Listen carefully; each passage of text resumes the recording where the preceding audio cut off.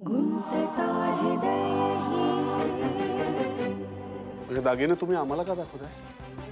वा, जणू तुला काही माहितीच नाही. बाबा, विक्रमला यातलं काहीही माहिती नाहीये. पण हे दागिने तुमच्याकडे कसे आले? हे दागिने मला मयंकने दिले. या. नाही, हे काय चाललंय मला कळेल का? त्याआधी हे 2 कोटी रुपयाचं काय प्रकरण आहे ते मला कळू दे.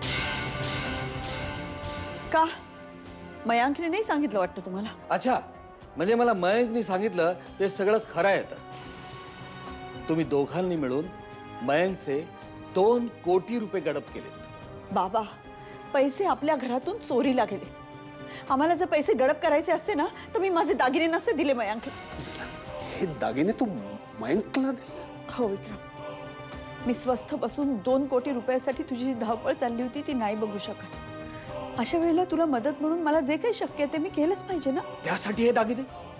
बाबा, हे दागिने माझे आहेत. मी त्याचं काही करू शकते. तुला कोणी सांगितलं हे तुझे दागिने आहेत म्हणून? हे तुझं स्त्रीधन आहे, वडिलोपार्जित वारसा आहे. तुझ्या आजीकडनं तुझ्या आईकडे आलेला, तुझ्या आईकडनं तुझ्यापर्यंत आलेला, तुझ्याकडनं देवीकडे जाणारा. तुझ्या नवऱ्याने केलेले घोटाळे निसरण्यासाठी तू देवीचा हक्क पणाला लावलास. माझ्या नवऱ्याने कोणताही घोटाळा केलेला नाहीये बाबा. खोट्या पेपर्सवर त्याने सह्या केल्या आहेत. मयंकनी सांगितलंय मला. मयांकनी त्याला ती सही करायला भाग पाडलं बाबा. आणि माझ्यासाठी सगळ्यात महत्वाचा दागिना हा आहे, हा माझा नवरा विक्रम. आणि त्याला वाचवण्यासाठी मी काहीही करू शकते, काहीही पणाला लावू शकते. त्या दागिन्यांना हात लावायचा. उद्या ते लॉकरमध्ये जातील. तिथून माझ्या पूर्व परवानगीशिवाय बाहेर पडणार नाहीत. तुझ्या नवऱ्याने तुला जे दागिने दिलेत ते तू वीक भिकाऱ्यांना वाट. पण ज्या दागिन्यांना माझ्या पणजीच्या आजीचा स्पर्श झालेला आहे ते दागिने मी रस्त्यावर येऊ देणार नाही. उद्या तुझ्या नवऱ्याने किती पैसा मिळवला ना तरी हा खानदानी ठेवा तो विकत घेऊ शकत नाही. माझ्यापासून का लपवतेस तू? मी या घरात कोणीच नाहीये का? आई, तू जरा शांत हो ना. त्या दिवशी पैसे हरवले म्हणालीस. किती म्हणून विचारलं तर सांगितलंस 1 लाख रुपये. आज काय ऐकते मी? 2 कोटी रुपये? 2 कोटी कशाला म्हणतात तेही समजत नाही मला. नुसता विचार केला ना तरी छातीत धडधडायला लागतं माझ्या. ऐक, मी तुला 1 लाख आकडा सांगितला तेव्हा तुझा चेहरा पांढरा फटक पडला होता. आणि अगदी खरं सांगू, 2 कोटी हा आकडा उच्चारायची मला सुद्धा भीती वाटत होती. पण आता माझं मन मेलंय आई. इतकं काय काय घडतंय ना घरात की कशाचंच काहीच वाटत नाहीये. म्हणून तुझं तू स्त्रीधन मयंकला द्यायला निघाली होतीस?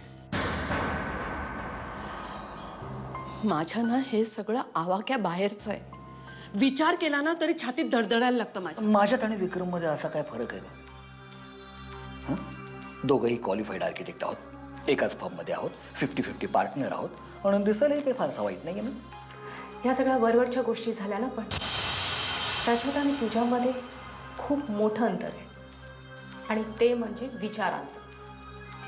त्याच्या एवढी परिपक्वता येण्यासाठी तुला 7 जन्म घ्यावे लागतील. तुझा हा जो विक्रम आहे ना तोही पापानं लडबडलेला, पैशासाठी हापापलेला एक सूक्ष्म कीटक आहे. Stop it Mayank.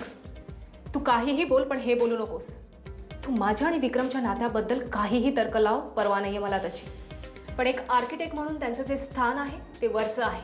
त्याबद्दल अवाक्षरही काढू नकोस. To get that?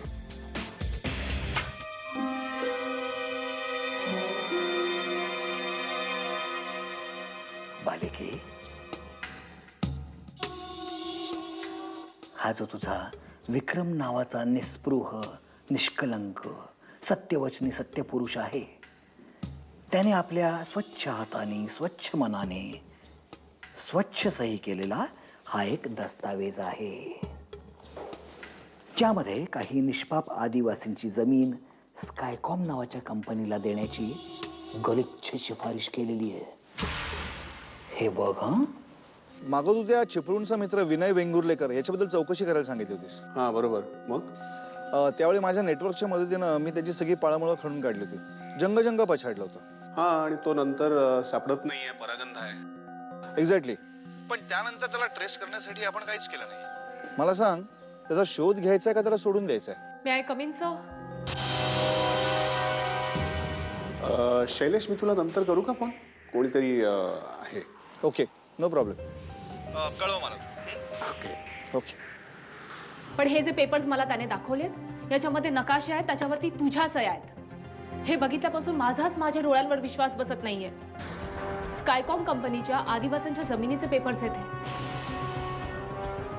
विक्रम, मला सांग, यावर तू सह्या केल्यास की नाही, का मयंकने फोर्ज केलाय? हे बघ विक्रम, मयंकने जर खोट्या सह्या केल्या असतील ना तर ही खूप गंभीर गोष्ट आहे. आणि ह्या सह्या जर खरंच तू केल्या असशील तर ही त्याहूनही गंभीर गोष्ट आहे.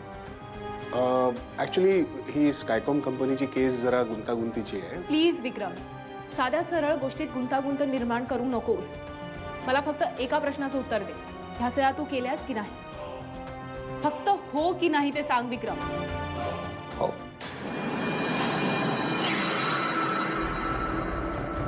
गुंतता हृदय